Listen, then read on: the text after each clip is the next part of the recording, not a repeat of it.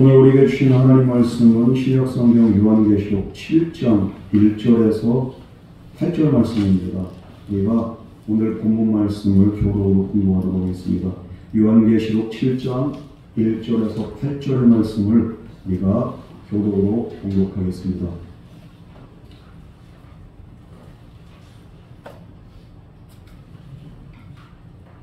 제가 가진 성경은 신약성경 406페이지에 있습니다.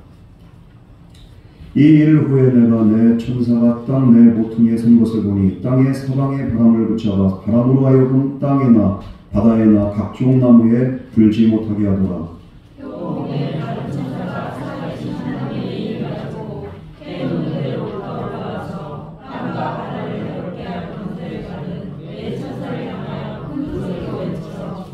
이르되 우리가 우리 하나님의 종들의 이마에 인치기까지 땅이나 바다나 나무들을 해하지 말라 하더라.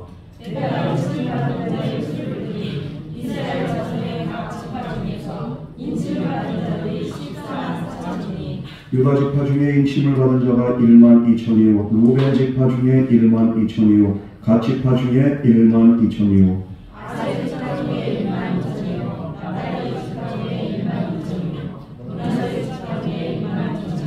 시몬 지파 중에 1만 2천이요 레위 지파 중에 1만 2천이요 이사갈 지파 중에 1만 2천이요 스불론 지파 중에 1만 2천이요 요셉 지파 중에 1만 2천이요 베냐민 지파 중에 인침을 받은 자가 1만 2천이라. 아멘. 이 시간 나같이 기도하겠습니다. 사랑하는 하나님 아버지, 오늘도 우리가 주님의 음성 듣기를 원합니다.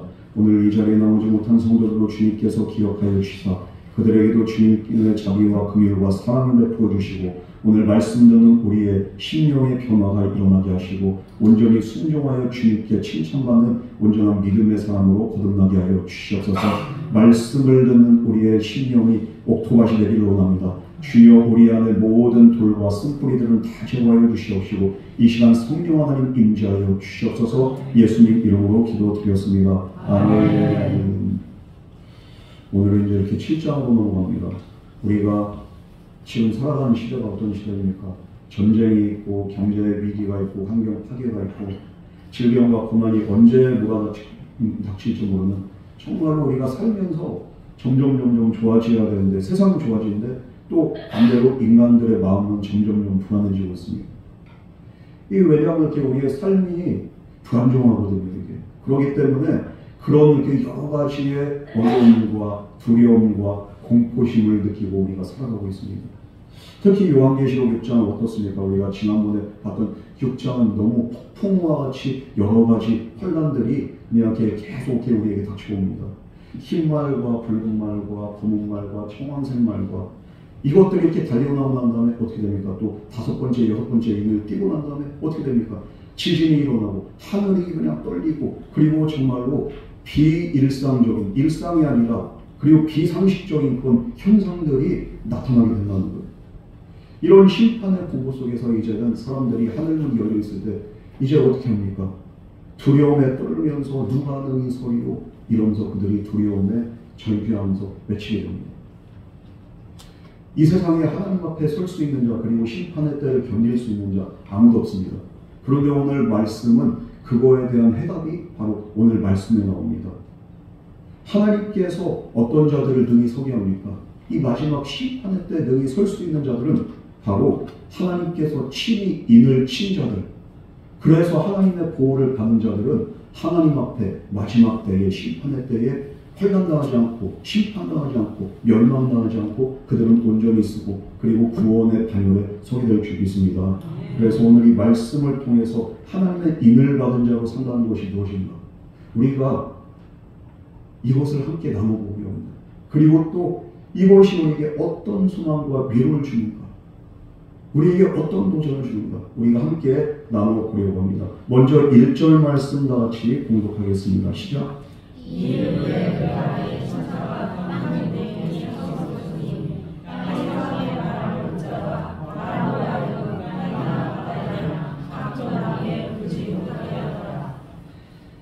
자, 1절에서는 이 일 후에 6번째 인을 뗀 이후에 그럼 이 일 후에 뭐 당연히 7번째 인을 떼야 되는 그런데 어떻습니까? 메타토토 이 일 후에 그런데 잠깐 쉬어가는 집터라는 거예요. 이 장은 7번째 인이 떼어진 장이 아니라 어떻습니까? 잠깐 쉬는 장입니다. 6번째 심판 환상 직후에 또 다른 환상이 나오는데 심판이 아니라 은혜다. 왜? 심판을 잠시 보류합니다. 7번째 인 떼는 거 잠시 보류합니다. 왜 그러냐면은 하나님이 하셔야 될 작업이거든요. 먼저 내 천사가 나옵니다. 이 내 천사가 내 방향을 관장하는 자인데 온 세상에 미칠 심판을 집행할 권세를 맡은 자들이 바로 오늘 내 천사라고 말할 수 있습니다. 그들이 땅 내 모퉁이에 서 있다고 하는데 왜 땅 내 모퉁이라고 하냐? 그 당시 세계관은 우리가 지금 오늘날 이렇게 지구가 둥근 걸 알죠. 그런데 그 당시 사람들은요 어떻게 생각하냐면 이렇게 땅이 네모나다고 이렇게 생각을 합니다. 그렇기 때문에 땅에 내 모퉁이에 천사가 서 있었다. 그러니까 땅 끝에서 땅 끝까지 이 내 천사가 모든 사방위를 그냥 이렇게 다 저렇게 점거해서 그래서 재앙을 전 지구적으로 전 우주적으로 집행하는 그런 권세를 잡은 자들이 바로 이 내 천사라는 거예요. 그런데 이 내 천사가 지금 어떻게 하고 있습니까? 바로 바람을 붙잡고 있다는 거예요. 여기서 바람은 무엇입니까? 바로 심판과 파괴의 힘을 뜻하는데 바로 이 바람이 불어올 때 온 지구가 난리가 나는 거예요. 심판이 임하게 되는 겁니다. 그런데 이것을 붙잡고 있다는 거예요. 왜 그렇습니까? 당장 심판을 하는 것이 아니라 잠시 보류하고 있는 겁니다. 하나님이 심판을 당장 쏟지 않고 멈추는 은혜를 허락하신 그 이유가 왜 그렇습니까? 그 2절, 3절에 그 이유가 나옵니다. 어쨌든 간에 우리 삶에도 갑작스러운 환난이 닥쳐올 때가 있습니다. 그러나 하나님은 언제나 하나님의 자녀들을 먼저 기억하시고 붙들어주시고 모든 심판과 모든 환난도 하나님께서 주관하신 줄 믿으시기 바랍니다.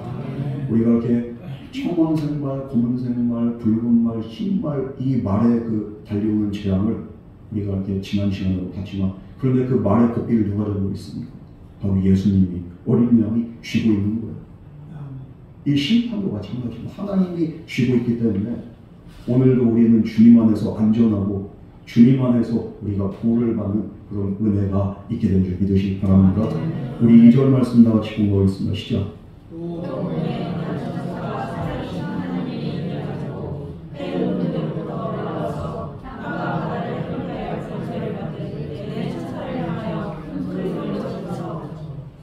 여기에서 그 다른 천사 알론 아겔론이라고 하는데요. 여기 보니까 다른 역할을 한 천사예요. 이 천사는 바로 무엇을 갖고 있는가? 바로 하나님의 인, 도장을 갖고 있습니다. 이 도장을 가지고서 지금 그 배달을 하는 거예요. 이 다른 역할을 그 맡은 천사는 그 사람이 맡은 역할이 무엇인가? 바로 성도의 이마에 인을 찍어주고 도장을 찍어주고서 그리고서 구원하는 그리고 또 구원의 사역을 이루는 그런 권세와 그런 역할을 맡은 자. 이 천사가 바로 다른 천사입니다. 여기서 바로 살아계신 하나님의 인이라고 하는데 스프라기스라고 하는데요. 이 스프라기스는 바로 도장을 말하는 거예요. 인장을 말하는 거예요. 고대사회에서 이 인장, 이건 소유권과 보호를 의미합니다. 이거 인을 찍으면은 보호할 수도 있고 소유할 수도 있는 거예요. 여기서 살아계신 하나님의 인이라는 수식어가 붙어있기 때문에 단순한 인이 아니라 무엇입니까? 하나님의 생명의 인이라는 거예요. 생명을 보장하고 보호하신 그 하나님의 생명의 인, 이거를 맡은 자가 누구냐? 바로 또 다른 천사라는 거예요. 이 또 다른 천사가 바로 해 돋는 데로부터 이제 이 내 천사들에게 오는 겁니다. 뭐 날라오겠죠. 그런데 해 돋는 곳은 여기 해 돋는 곳이 어떤 곳입니까? 바로 동쪽을 말하죠. 동쪽에서 해가 뜨지 서쪽에서 해가 뜨지는 않지 않습니까?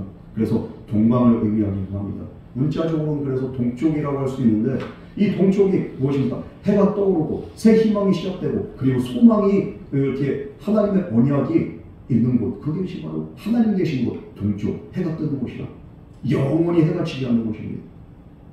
하나님의 영광이 임하는 방향.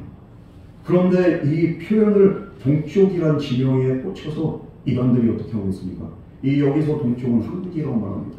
그래서 동쪽에서 인을 가지고 또 다른 천사, 그래서 인을 가진 메시아가 나타난다. 그런 식으로 해석을 합니다. 신천지에서.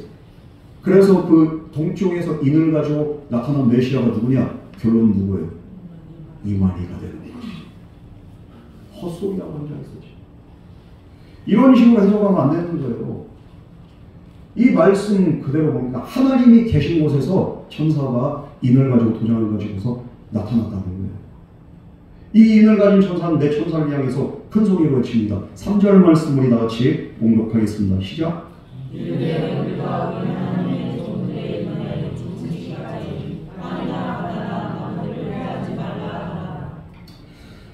네가 우리 하나님의 종들의 이마에 도장을 찍을 때까지는 땅이나 바다나 나무들을 헤어지 말라. 어떤 그림이 나올까요? 이런 그림이 나와요. 이 천사가 이제 이렇게 도장을 가지고서 이마에 이렇게 도장을 찍는데, 뭐 이마에 무슨 그렇게 도장이 찍히는지 모르지만 그냥 이렇게 상상을 하고 그냥 십자가의 인이라고 이렇게 상상을 하죠. 뭔지는 자세히 몰라. 이걸 자세히 풀어서 얘기하면 이건 사기가 돼요. 그런데 그냥 대충 이런 이렇게 이미지를 하는 거죠. 여러분, 그런데 이마에 인을 친다고 이마가 가장 이렇게 공개적인 부위고 잘 드러나잖아요. 그래서 제가 지금 이렇게 가른말을 탔지만 이거를 또 숨길 수도 있고 머리카락으로. 근데 이걸 탁 까면 어떻습니까? 이마가 잘 드러나요. 그 이마에다가 그냥 인을 찍었다는 거 뭡니까? 누구나 볼 수 있는 표식이 여기에 있다는 거예요. 이 말은 무엇입니까? 어디랑 연관이 있느냐면 구약의 대제사장들이 이마에 황금판이 있었어요. 황금판에 뭐라고 합니까? 카데시 라 아도나이, 여호와께 성결, 여호와께 거룩, 이런 뜻이거든요. 이 글씨, 이 구약의 제사장이 이렇게 이마에다 이거를 그냥 항상 두르고서 다녔다는 거예요. 이 금판. 왜 이 금패를 이마에다 붙였느냐? 이 사람은 하나님께 속한 자다. 이 사람은 하나님께 구별된 자다. 이 표식이 바로 이마를 보면 알 수 있게 됩니다. 물론 옷을 봐서도 이렇게 대제사장이고 제사장이고 그들의 역할을 알 수 있지만 이마를 보면 이 사람은 일반인이 아니야. 하나님께 속한 자예요. 거룩한 자라는 거예요. 마찬가지로 이마에 인침을 받았다. 성도가 이마에 인을 받았다. 무엇입니까? 세상 속에서 이 사람은 하나님보다 하나님께 속했다. 이것을 분명하게 나타나는 성도의 표시가 바로 인인 줄 믿으시기 바랍니다. 그래서 이 인은 성령의 내주와 구원의 확증과 하나님께 속함을 분명하게 보여주는 겁니다. 이제 이 이마에 인이 없는 다른 사람들은 나중에 뒤로 가면 뭐가 있습니까? 666이 있는 거예요. 666 표가 있느냐 아니면 구원의 인이 있느냐? 이마에 인을 받은 자들 어떤 인이냐? 바로 이 하나님의 인을, 구원의 인을 받은 자들이 바로 심판의 때 심판을 면하고 구원의 방면에 서게 된다는 거예요. 그런데 이 성도들에게 이마에 인을 찍어주는 작업을 다 하기까지는 일단 심판을 보류하라는 겁니다. 이것은 하나님의 절대적인 보호를 말하죠. 마귀가 우리를 멸할 수 없는 그 이유가 뭡니까? 바로 우리에게는 예수의 인이 있다는 거, 예수의 흔적이 있다는 거. 이것은 마귀가 봐도 정말로 답이 없는 거예요. 여러분, 그러므로 우리가 교회 다니고 예수 믿음으로써 귀신을 무서워할 필요가 있습니까? 없습니까? 인받은 성도는 하나님이 보호하시기 때문에 귀신이 어떻게 할 수가 없어요. 인이 없는 사람한테 그냥 귀신이 들리는 거고 그 안에 귀신이 역사하는 거죠. 우리가 이미 인을 받았는데, 구원 받았는데, 예수 그리스도가 내 안에 있는데, 성령이 있는데, 여러분 뭐가 이렇게 겁나서 그냥 귀신 때문에 뭐 영적인 현상 때문에 벌벌벌 떱니까?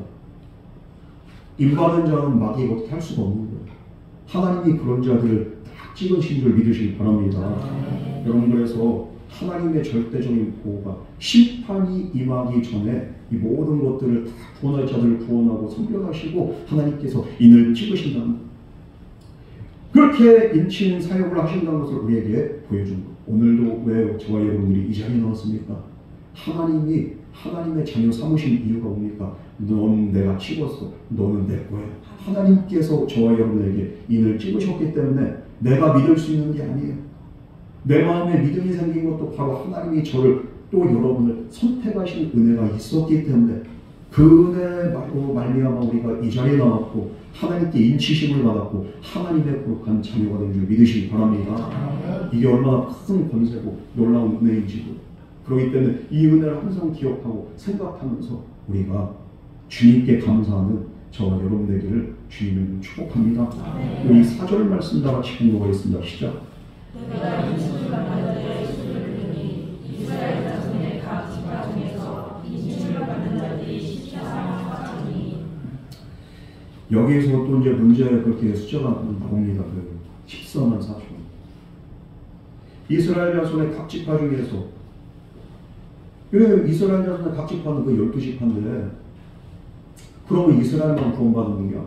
여기에서의 상징적인 의미는 뭐냐면 신약으로 넘어가면 이스라엘은 어떤 사람이 이스라엘입니까? 바로 예수 그리스도 안에서 믿음으로 구원받은 자들을 참 이스라엘로 신약은 그렇게 선포하는데 그래서 여기에 이스라엘은 단순한 유대민족이 아니라 바로 구속받은 인을 받은 하나님의 모든 백성을 가리키는 겁니다.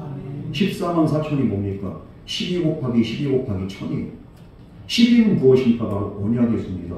구약에서는 12지파가 있고요. 신약에서는 12사도가 있습니다. 신약의 12사도는 모든 그리스도인을 대표하는 언약의 백성을 상징하고 또 구약의 12지파는 바로 하나님의 언약받은 모든 이렇게 또 그 백성을 대표하는 그러니까 12 곱하기 12는 144죠. 거기다가 1000을 곱하면 14만 4천이 되는데 1000이라는 숫자는 뭡니까? 충만한 숫자, 완전한 숫자. 이거보다 더 충만할 수가 없을 정도로 정말로 상징적으로는 충만수예요. 그러니까 모든 언약의 백성들이 충만하게 모인 숫자가 바로 14만 4천인데 말 그대로 14만 4천이 아니라 그 이상을 뛰어넘는 거죠. 언약 안에 있는 모든 과거의 성도들이나 현재의 성도들이나 그리고 장차 미래의 성도들이나 주님이 다시 오시기 전까지 예수 그리스도 안에서 믿음으로 살아가는 모든 언약의 자녀들을 상징하는 것이 바로 14만 4천입니다. 그러니까 이 수가 그러니까 어떻습니까? 너무 많다는 거예요. 셀 수 없다는 거예요. 상징적으로 14만 4천이라고 한 겁니다. 모든 백성이 하나 되어서 완전하게 구원받는 수를 뜻합니다. 그러나 신천지나 이단들은 이 숫자를 문자적으로 해석해서 진짜 14만 4천이 될 때까지 기다린다니까요. 그래서 성경 공부도 하고 그러면서 그냥 이렇게 집도 팔고 뭐도 팔고 하면서 그러면서 14만 4천 안에 들어가려고 그래서 이만희한테 그 14만 4천 안에 들어간 증서 받으려고 사람들이 얼마나 애를 쓰는지 몰라요. 들린 말에 의하면 14만 4천 명이 넘었다고 하는데 이게 어떻게 되는 거예요? 이것도 좀 문제예요. 이게 갑자기 커졌어. 그래서요. 이렇게 하면 거기 안에 들어가는 천국 간다고 하는데 천국의 백성들이 14만 4천밖에 안 되겠습니까? 훨씬 많죠. 말할 수도 없을 정도 많죠. 이거는 상징적이고 그러니까 모든 그리스도인들, 모든 구원받은, 모든 충만한 성도들을 의미하는 모든 시대와 모든 민족에서 구원받은 성도의 충만한 수 이게 바로 14만 4천입니다. 여기에 저와 여러분들도 들어가야 될 줄 믿습니다. 우리 5절 말씀 나같이 공부하겠습니다. 시작.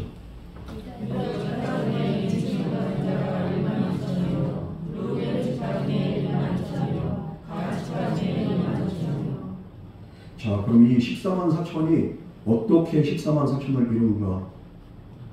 12지파에 각각 그렇게 12,000명씩 있다는 거예요. 그런데 오늘 말씀을 보면은 유다지파, 그리고 르우벤지파, 그리고 갓지파. 구약에서는 배열이 어떻게 되겠습니까? 르우벤이 장자잖아요. 르우벤, 유다, 갓. 이렇게 봐야 되는데 오늘은 근데 유다가 먼저 나옵니다. 이게 왜 그렇습니까? 유다지파에서 누가 나왔어요? 메시아 예수님이 나왔죠. 그렇기 때문에 유다지파가 앞에 있습니다. 여러분 이 말은 무슨 말이냐면 구원의 시작은 혈통으로부터 시작되는 게 아니라 바로 그리스도 예수로부터 구원의 시작이 일어난다는 것을 오늘 우리에게 보여주는 겁니다. 모든 구원은 예수 그리스도로 시작해서 예수 그리스도로 끝나는 거예요. 그렇기 때문에 나는 알파와 오메가라고 주님께서 분명히 말씀했습니다. 처음과 나중 시작과 끝이 바로 예수 그리스도입니다. 그래서 구원의 가장 첫 번째 반열에 유다지파가 나오는 겁니다. 그리고 또 각 지파마다 12,000이라고 나옵니다. 모든 지파가 똑같은 수를 받는다는 건 뭡니까? 어떤 지파, 어떤 사람도 특별히 많거나 적거나 그게 아니라 차별이 없다는 거예요. 구원은. 구원은 혈통이 아니라 그리스도를 통해 시작하며 그리고 모든 성도는 동일한 은혜로 인침을 받는 줄 믿으시기 바랍니다. 내가 11조를 잘해서 내가 그냥 많이 헌신해서 내가 구원받는 게 아니라 오직 예수 그리스도로 말미암아 그 핏부림을 받고 죄사함을 받고 인침을 받은 자는 모두가 구원의 은혜에 이르게 되는 줄 믿으시기 바랍니다. 우리 6절 말씀 나같이 공독하겠습니다. 시작. 아셀 지파 중에 1만 2천이요 납달리 지파 중에 1만 2천이요 므낫세 지파 중에 1만 2천이요 시몬 자, 므낫세까지 해요. 6절. 자, 이 전통적인 구약지파 목록도 이게 또 다르죠. 원래 아셀과 납달리와 단으로 이어져야 되는데 단이 빠져버렸네? 여기는? 단이 없어. 어떻게 되는 거야? 단이 없고 여기에 므낫세가 들어가 있네. 므낫세는 다른 데 들어가야 되는데 왜 이렇게 되는 거야? 이 단지파의 누락에 대해서 많은 성서학자들이 또 이제 이렇게 의견이 분분한데 단은 그런데 여기 빠진 이유가 결정적인 이유가 있어요. 물론 이것도 이렇게 추정이지만 그렇게 신학적으로 이것을 또 이렇게 많은 학자들은 이렇게 우선시하는데 이 주장을 왜 그렇습니까? 열왕기상 12장에 보면은 어떻습니까? 단지파가 북이스라엘의 우상숭배의 중심지가 됩니다. 뿐만 아니라 단지파가 했던 일들이 뭐냐면요. 이스라엘은 그 당시에는 혼합종교 예수님, 여호와 신도 섬기고 그 지방의 토착신도 섬겼는데 단지파는 그거를 넘어서 우상을 제조합니다. 만들어버렸어요. 그리고 또 우상을 섬기는 사제들이나 제사장들을 지들이 세워버렸어요. 이런 폐역을 저지르는 지파가 바로 단지파라는 거예요. 예수를 믿으면서 믿으려면 제대로 믿어야지. 이것도 아니고 저것도 아니고 이것도 문제가 되지만 예수를 믿는 것 같은데 실상은 적그리스도였어요. 교회를 그냥 이렇게 혼란시키고 교회 질서를 깨트리고 은혜에서 탈락되는 겁니다. 이스라엘이 단지파 때문에 우상이 그냥 멀리 퍼집니다. 여러분, 그래서 이것 때문에 마지막 구원의 반열에서 제외가 되었다 이렇게 보는 그 많은 견해들이 있는데 저도 이것이 이렇게 일리가 있다고 봐요. 그렇기 때문에 다른 제외가 됩니다. 이처럼 이스라엘 지파의 배열이 달라진 것, 혈통적인 기준이 아니라는 거예요. 하나님과의 관계, 메시아와의 구원의 관계 속에서 거룩한 구별로 인침받은 자들만이 이 반열에 들어오게 되는 거예요. 내가 신앙생활 30년을 해서 40년을 해서 그거 다 필요 없어요. 내가 믿은 지 얼마 안 됐다 할지라도 지금 내가 예수님과 함께하느냐, 예수 그리스도의 피로 내가 죄사함을 받았느냐, 내 안에 성령이 있느냐, 이게 바로 구원의 근거가 되는 거예요. 내가 그냥 이렇게 집안 대대로 3대니 4대니 5대니 그거 필요 없습니다. 내가 믿어야죠. 다는 안 믿는 게 아니에요. 믿는 집안에 태어났지만 어떻게 했습니까? 결국에는 세상으로 빠졌습니다. 여기서 은혜에서 탈락합니다. 교회 다닌다고 구원받는 게 아니라 예수 믿어야지 구원받습니다. 이 사실 분명히 깨닫는 저와 여러분 되기를 주님은 축복합니다. 7절 말씀 우리 다 같이 공부하겠습니다. 시작.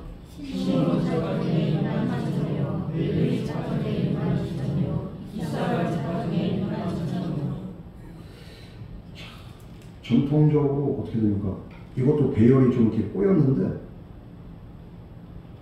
시몬과 이사갈과 그 다음에 스불론이 들어가야 되는데 어떻게 됩니까? 시몬과 이사갈 사이에 레위가 들어가요. 레위는 원래 어떻습니까? 이스라엘 12지파에 들어가요? 안 들어가요? 안 들어가죠. 근데 오늘 여기는 들어갔네? 그럼 누군가는 하나는 빠진다는 얘기입니다. 여러분, 이 단지파가 빠져가지고 그래서 레위가 들어갑니다. 그러면서 레위가 이렇게 왜 그럼 이게 여기 이렇게 들어가는가? 구약에서는 제사장 직분으로 따로 구분돼서 지파 수에도 들어가지 않았는데 그런데 오늘 왜 여기에 들어간가? 이 명단은 바로 땅을 분배받는 그런 이렇게 기업을 이렇게 받는 명단이 아니라 구원받은 성도의 명단이기 때문에 레위가 당연히 들어갑니다. 하나님의 종으로 인침받은 그런 명단, 기업이 없었던 레위도 그래서 들어가요. 시몬과 이사갈은 역사적으로 그리고 또 지파 중에서 약해요. 힘이 없어.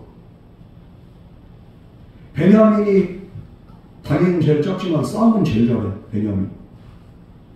그런데 시몬과 이사갈은 싸움도 못하고 땅도 별로 좋지도 않고 약한 지파예요. 그러나 오늘 본문에서는 어떻게 합니까? 동일하게 몇 명이에요? 12,000명입니다. 이것은 하나님의 구원에서 사회적으로 강자나 약자나 잘난 사람이나 못난 사람이나 할 것 없이 배경이 전혀 차별되지 않는 게 그게 바로 하나님의 구원의 은혜라는 것을 우리에게 보여준 줄 믿으시기 바랍니다. 교회 안에서 그래서 약자나 강자가 없이 모두가 하나님의 거룩한 자녀들인 줄 믿으시기 바랍니다. 우리가 이 사실을 분명히 해야 돼요. 구원엔 차별이 없어요. 이 세상에는 차별이 있을지 모르지만 구원엔 차별이 없다. 우리 마지막 8절 한번 다 같이 공부하겠습니다. 시작.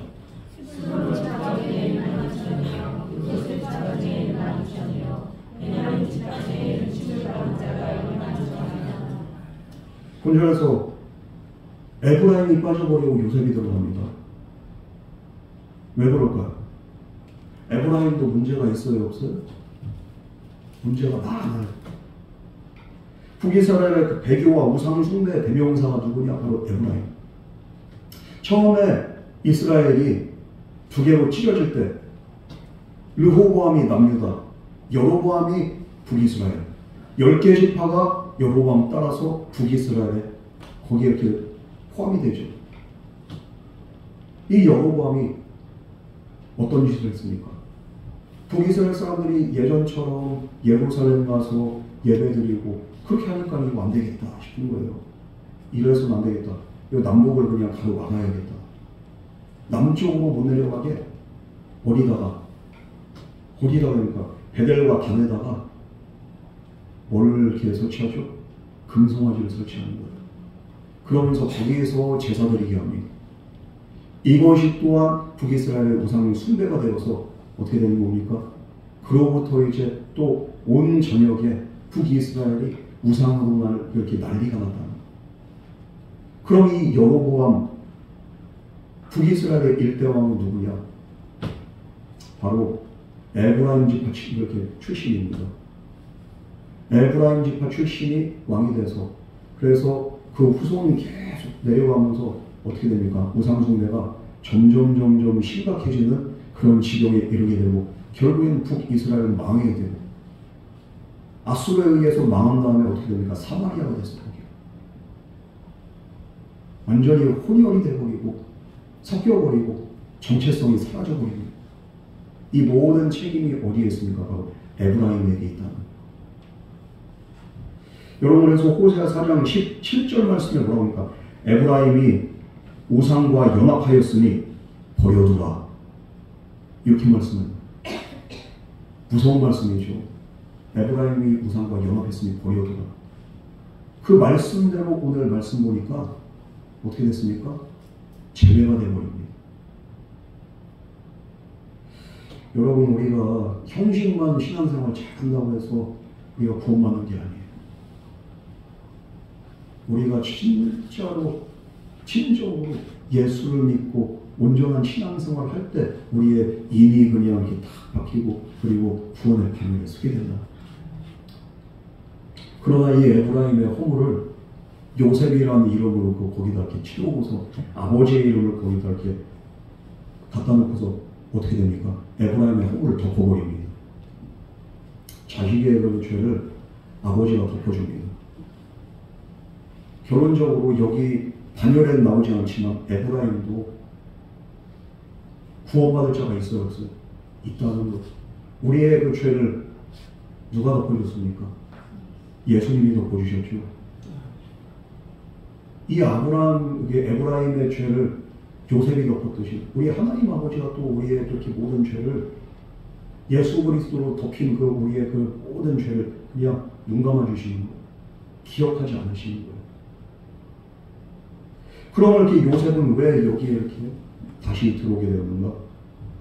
요셉은 애굽이 우상의 한복판인 거기에서 하나님을 잊지 않았습니다. 신실하게 믿음 생활하면서 고난 속에서도 믿음을 지켰기 때문에 하나님은 신실한 그 요셉의 이름을 기억하고 자식의 죄를 아비의 이름으로 덮어주고 그래서 요셉이라는 이름을 거기에 다시 복원을 시켜줍니다. 이게 바로 하나님의 은혜라는 하나님의 은혜는 가려주고 덮어줍니다. 6장에서 보면 어떻습니까? 사람들이 그냥 바위 속에도 숨고 산으로도 가고 그러면서 우리를 가려라 우리를 가려라 누가 능히 그 앞에 서리오. 가리려고 해도 가려지지 않아. 그러나 어린양의 보혈로 가림받고 도핑받은 성도들은 이마에 인을 받는 거예요. 여러분 오늘 마찬가지로 오늘 이 자리에 나온 저와 여러분들 우리가 잘나서가 아니에요. 오늘도 우리의 죄를 덮어주신 주님의 은혜가 있기 때문에 오늘 우리가 이 자리에 있고 이 자리에서 주님을 예배드리고 예배드리는 가지고 이렇게 이 시간 동안에 또 하늘문이 열려지고 저와 여러분 각 사람 심령에 놀라운 은혜가 부어진 줄 믿으시기 바랍니다. 왜냐하면 덮어준 은혜가 있기 때문이에요. 가려주지 않으면 우리는 하나님 앞에 설 수가 없어요.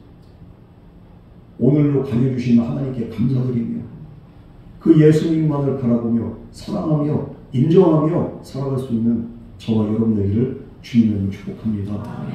그리고 마지막으로 베냐민 이스라엘 중에서 인구가 제일 작아요. 제일 작으니까 어떻게 됩니까? 남유다 북이스라엘 남을 때 베냐민하고 유다만 남았잖아요. 베냐민 어떻게 됐어요? 나중에 흡수됐어요. 유다. 베냐민 지파가 있긴 있어요. 바울도 베냐민 출신인데. 그런데 오늘 이스라엘 사람들 하면 무슨 일인이라고 이스라엘인이라고 합니까? 무슨 인이라고 합니까? 유대인이라고 하죠. 왜? 유대 지파밖에 안 남았으니까. 그럼 왜 유대 지파밖에 안 남았냐? 베냐민이 너무 작아서 그냥 흡수됐어. 그만큼 베냐민은 미약한데 오늘 말씀에서 어떻게 됩니까? 베냐민도 12,000명이더라. 오늘 그렇게 말씀하고 있습니다. 이것은 하나님의 구원에서 크고 작고 큰 교회 작은 교회 큰 성도 작은 성도 직분이 있는 성도 없는 성도 차별이 있습니까 없습니까? 없어요. 그러니까 우리가 신앙생활에서 나만 특별해 그런 그렇게 특권의식 없어야 되는 거예요. 내가 기도 많이 한다고 내가 봉사 많이 한다고 내가 뭐 헌신 많이 한다고 해서 하나님이 더 특별하게 보신다. 그게 아니라 주님의 구원의 은혜 앞에서는 우리 모두가 평등하고 공평한 줄 믿으시기 바랍니다. 모두가 거룩한 하나님의 자녀들이고 우리가 섬기고 우리가 사랑해야 될 자들이에요. 크고 작고 약하고 강하고의 구분이 없어요. 하나님 앞에서. 이 사람들은 어떻게 됩니까? 왜 그렇게 이마에 힘을 받았느냐? 이 연약하지만 그러나 하나님을 끝까지 바라봅니다. 끝까지 예수님의 그 은혜를 붙잡습니다. 그래서 환난이 오고 핍박이 와도 이들은 견디고 이들은 그 대환난을 통과하고 그러면서 정말로 때로는 울면서 때로는 하나님 바라보면서 때로는 그냥 부러지면서 승리한 사람들. 그 사람들이 바로 14만 4천의 성도들입니다. 이 사람들이 이마에 인을 받는 하나님께 인정받는 자들. 심판은 대환란보다도 더 끔찍한 하나님의 재앙입니다. 이들은 그래서 환란의 때를 지났지만 심판의 때를 면한 자들이 그 사람들이 바로 14만 4천의 성도들입니다. 하나님은 각 지파 각 사람들 동일한 은혜로 부르듯이 오늘 마찬가지예요. 우리 각 사람 한 사람 한 사람을 하나님께서는 동일한 은혜로 불러주시고 자녀 삼아주시고 저와 여러분에게 인을 찍어주신 줄 믿으시기 바랍니다. 우리 성도의 이름을 생명체에서 지어진 분이 아니에요. 끝까지 보호하신 분이에요. 내가 믿음이 연약할 때 내 믿음을 붙잡아 주시고 그래서 승리하게 하시고 이 환난의 때를 건너게 하시고 이기게 하시고 그래서 구원받게 하시는 분. 그분이 바로 우리 주 예수 그리스도랍니다. 그러면 우리는 어떤 환난과 우리를 인치시고 구원하시는 하나님 바라보면서 믿음으로 승리하는 삶을 살아야 될 줄 믿습니다. 하나님의 그 인을 받은 자의 삶이 어떻습니까? 그 사람들은 절대 부인하지 않고 끝까지 인내하고 승리하는 거예요. 교회사에서 보면 수많은 선교사들이 여기 순교자들이 있습니다. 특히 로마의 콜로세움에서 그 로마 시대 때 어떻습니까? 짐승 앞에서 짐승의 먹이가 되기도 하고 그리고 또 수많은 그 선배들은 로마의 그 검투 경기장에서 또 검투사로 또 나가는 거예요. 그런데 이 사람들은 싸우지 않고 칼 맞아 죽습니다. 어떤 사람은 화형당합니다. 그러면서 그들은 죽어가면서도 뭐라고 합니까? 나는 그리스도인이다. 예수는 나의 주 나의 하나님이시다. 그 당시에 나의 주 나의 하나님은 누굽니까? 오직 로마 황제 가이사밖에 없어요. 로마 황제를 향한 나의 주 나의 하나님이라는 고백을 예수 그리스도가 바로 나의 주 나의 하나님이십니다. 이런 믿음의 고백을 하면서 그들은 죽어갔다는 거예요. 이들의 죽음은요, 말할 수가 없을 정도로 참혹합니다. 역사적인 기록에 남아있어요. 그러나 그들의 이마에는 보이지 않는 하나님의 인이 있었기 때문에 세상의 칼이 그들을 쓰러뜨릴 수 있었지만, 그러나 그들은 결코 그들의 믿음은 쓰러지지 않았습니다. 그들의 영혼은 하나님의 보호 아래서 영원하게 안식을 지금 누리고 있습니다. 여러분, 오늘 본문은 하나님의 입맞은 백성. 그럼 이 사람들은 어떻게 될 것인가? 이 사람들은 승리자들입니다. 망한 자들이 아니에요. 결코 망하지 않고 쓰러지지 않고 하나님의 보호하심 아래서 그들은 반드시 승리한다는 것을 오늘 저와 여러분에게 보여준 줄 믿으시기 바랍니다. 우리가 사는 이 세상은 호시탐탐 우리를 넘어뜨리려고, 우리를 유혹하려고, 우리 믿음을 뺏어가려고 얼마나 우리를 유혹하는지 몰라요. 뿐만 아니라 실패와 질병과 그리고 우리를 낙심시키는 여러 가지 어려움들과 죽음과 그 수많은 바람은 우리를 향해서 계속적으로 불어옵니다. 그러나 이 바람은 하나님의 손에 붙잡혀 있는 거예요. 오늘 말씀 보면 그 바람을 누가 붙잡고 있어요? 하나님이 잡고 있다. 그리고 또 우리의 이마에는 성도의 구원받은 자의 인이 새겨져 있다는 거예요. 그러므로 인치심을 받은 우리의 구원은 그 누구도 흔들 자가 없는 줄 믿으시기 바랍니다. 우리의 미래는 하나님이 보호하시기 때문에 반드시 안전한 줄 믿으시기 바랍니다. 하나님의 인침을 받은 자는 누구도 세상 그 무엇도 뺏을 수가 없는 거예요. 환난이 와도 고난이 와도 심지어 죽음이 다가온다 할지라도 저와 여러분은 주님께 속한 주님의 것인 줄 믿으시기 바랍니다. 내 삶은 주님의 것인 거예요. 로마서 8장 35절 말씀에 누가 우리를 그리스도의 사랑에서 끊으리요? 환난이나 공고나 박해나 기근이나 적신이나 위험이냐? 누가 우리를 하나님의 사랑으로부터 끊을 수 있습니까?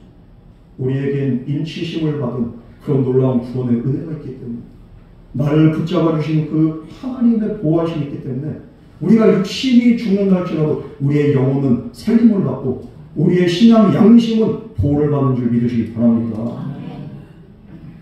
1850년대에 영국 선교사들이 인도 북동부 아삼 지역에 가서 이렇게 선교를 합니다. 제가 이번에 이렇게 부흥성회 때 이게 평상시에 불렀던 찬양이 그냥 그 찬양이 이런 참 이렇게 은혜로운 감정이 있었던 걸 이렇게 알게 됩니다. 강사 목사님 그 얘기를 하는데 너무 이렇게 은혜로워서 같이 한번 이렇게 나눠보려고 이야기를. 이 인도가 우리가 알듯이 힌두교잖아요. 바실론이에요. 토착 신앙과 힌두교의 신앙이 그 사상이 깊이 뿌리 박은 곳이 거기가 바로 인도예요. 여기서 전통신앙이 강한 곳에서 예수를 믿는다는 것은 그야말로 목숨을 걸어야 됩니다. 그럼에도 불구하고 한 부족 마을에서 한 가족이 예수를 영접하고 그 자녀 2명과 아내와 그 남편 이 4명이 예수를 믿습니다. 그 소식이 그 마을 부족 취장한테 귀에 들어가게 됩니다. 너희가 예수를 믿는다는 그 소식을 들었다. 지금 당장 그 신앙을 보내라. 그렇지 않으면 네 자식들을 내가 죽이겠다. 어떻게 합니까? 그 순간 아버지가 어떻게 해야 돼? 자식을 이렇게 죽이겠다니까 아버지는 어떻게 해? 포기를 해야 될 거 아니야. 그런데 눈앞에 2 아이는 떨고 있고 아내는 또 울고 있고, 그러나 처음 그 예수를 믿었을 때 그 믿음의 고백이 그게 떠오르는 거예요. 그러면서 뭐라고 합니까? 영어로는 I have decided to follow Jesus. No turning back. 이렇게 고백을 합니다. 나는 예수를 따르기로 결심했다. 결코 뒤돌아서지 않으리. 오늘 우리 찬양을 보니까 주님 뜻대로 살기로 했네. 주님 뜻대로 살기로 했네. 주님 뜻대로 살기로 했네. 뒤돌아서지 않겠네. 내 처음에 그 믿음, 내 결단, 나는 절대로 돌아서지 않겠다. 이 단순한 변칙이 아니에요. 인칭을 받은 그 성도의 삶의 방향을 드러내는 이건 내 삶의 길을 주님께로 정했고 세상으로 다시 돌아가지 않겠다. 이 사람의 그 굳은 서약입니다. 이 춘향이 두 아이들 죽여버립니다. 그리고 다시 물어보는 거예요. 이제 아내라도 살리고 싶으면 너 예수 부인해라. 그러나 또 이 사람은 또 고백합니다. Don't go with me. Still I will follow. No turning back. 비록 아무도 나와 함께 가지 않을지라도 나는 여전히 따르리라. 옆에 내 동반자가 없어. 세상이 나를 떠나갈지라도 나는 오직 주님만 따르겠다. 이런 믿음의 고백.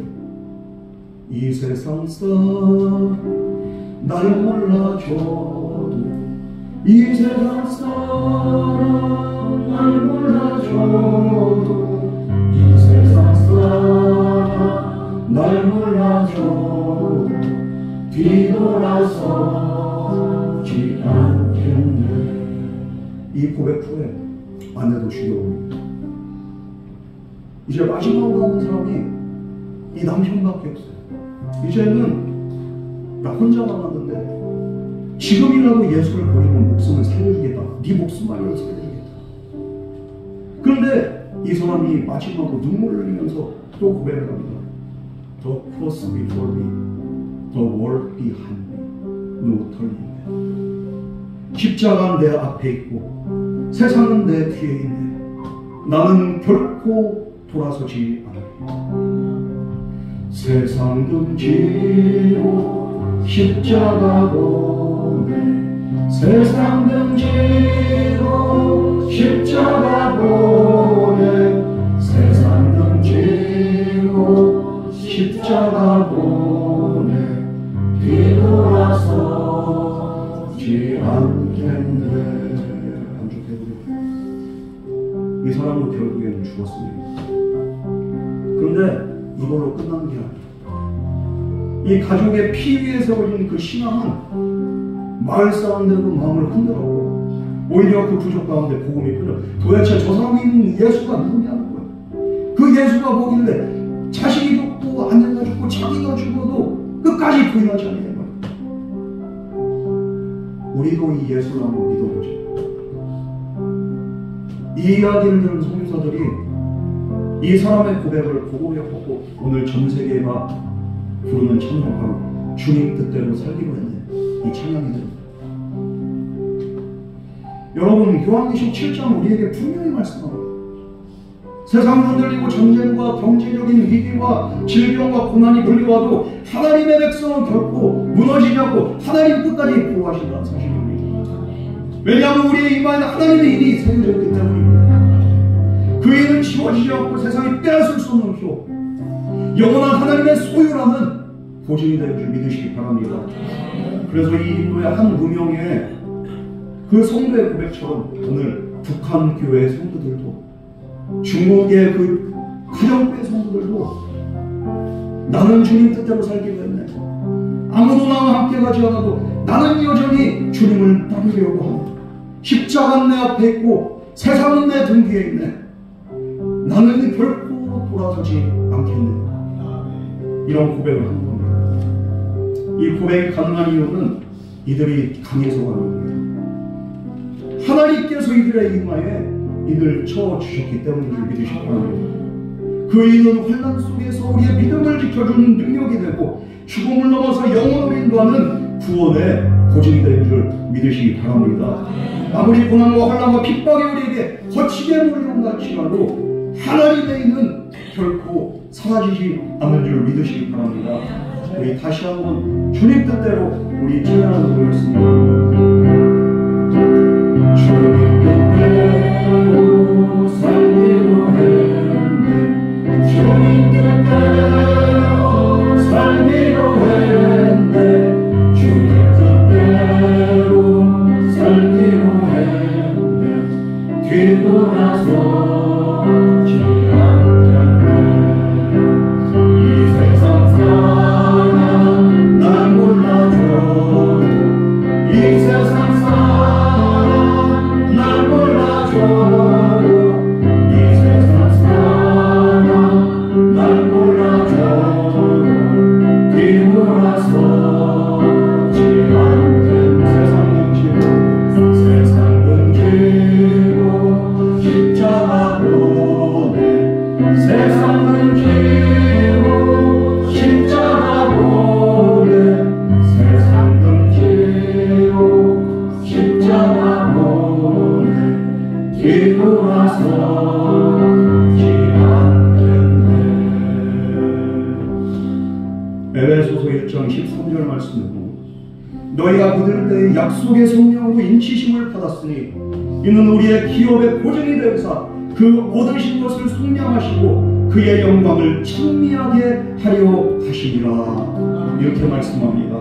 또한 로마서 14장 8절 말씀은 우리가 살아도 주를 위하여 살고 죽어도 주를 위하여 죽나니 그러므로 사나 죽으나 우리가 주의 것이로다. 이 말씀이 오늘 우리의 믿음의 확신이 될 줄 믿습니다. 우리는 주님의 것입니다. 주님이 결코 우리를 포기하지 않고 버리지 않고 세상 끝날까지 우리를 은혜로 붙잡아 주신 줄 믿으시기 바랍니다. 오늘 이 말씀을 마음에 새기면서 환난이 와도 우리를 인쳐주시고 끝까지 사랑하시고 지키시는 내 주, 나의 하나님, 나의 예수님, 나의 그리스도, 나의 구원자, 이분을 바라보면서 믿음을 끝까지 지키는 저와 여러분 되기를 주님의 이름으로 축복합니다. 우리 시간 다같이 통성으로 주여 나에게 믿음 주시고 끝까지 세상 끝날까지 이 믿음을 붙잡고 승리할 수 있도록 나에게 은혜 더해 주시옵소서. 우리 다같이 기도하겠습니다. 사랑과 은혜 하나님 아버지 주님께서 함께하여 주시옵시고 주여 오늘도 세상 끝날까지 우리를 지키실 우리를 인치실 하나님을 바라보며 믿음으로 주님 말씀 붙잡으며 세상 끝날까지 함께하실 주님 바라보며 우리가 승리하게 하여 주시옵소서. 이 세상이 비록 우리를 향해서 죽음이 환난이 기근이 하나님 질병이 우리를 향해 닥쳐온다할지라도 우리는 끝까지 뒤돌아보지 않고 나를 붙잡아 주시고 나와 함께 하시는 주님을 바라보며 믿음으로 승리하게 하여 주시옵소서. 주여 이 시간 우리에게 믿음도 하여 주시옵소서. 은혜도 하여 주시옵소서.